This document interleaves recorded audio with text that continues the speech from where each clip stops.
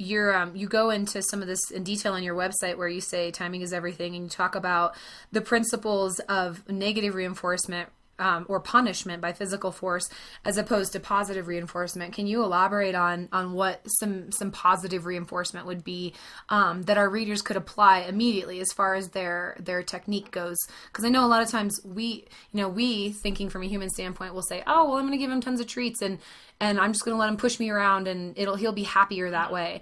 But in reality, that just reinforces the fact that they're a step above us in the hierarchy than we are above them. So what would be some positive techniques of good reinforcement that our listeners could apply?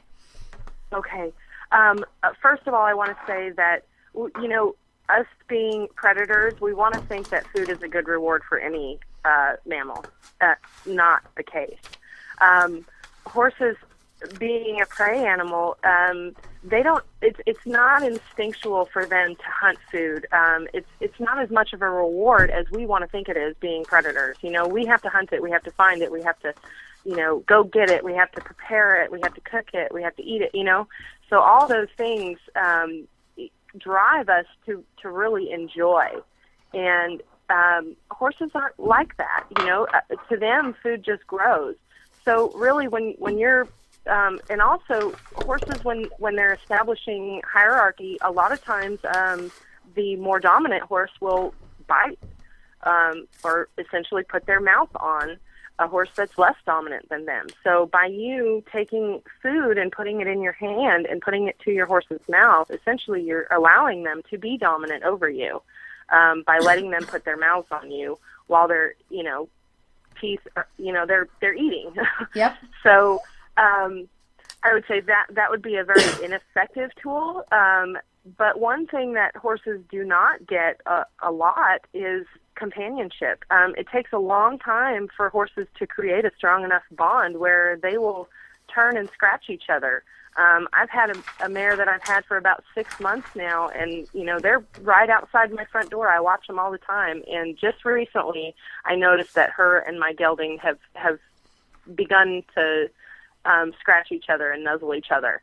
So it takes a long time for them to build a strong enough relationship. So if you can positively reinforce your horse by scratching them, by being their companion, by being their friend, loving on them, and don't, a lot of people just barely scratch their horse. They'll just kind of tickle a little bit. Horses use their teeth, so they want you to scratch hard. That's what feels good to them. Otherwise, it's kind of just a nuisance. It's like a fly on their back. It's kind of cool that they can have that balance between being able to feel a teeny little fly and really just getting in there. I'm the same way with massage. I like pressure. Use it. Right. Yeah. Exactly. So go into a little bit more detail about positive reinforcement, and then tell me a little bit about some of the things that you see people doing that are probably detrimental with a negative reinforcement. Some stuff that maybe isn't so obvious. Okay.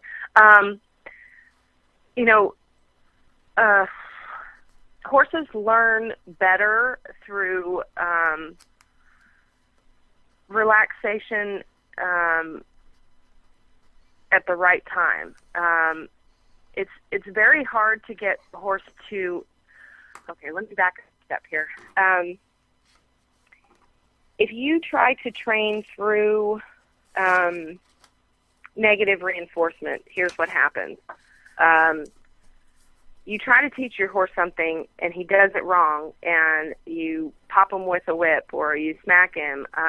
What that does is it creates fear in him. When they don't understand and then something bad happens as a repercussion, they get nervous, they get tense, they're always waiting for the other shoe to drop. Now most riders don't want a nervous horse.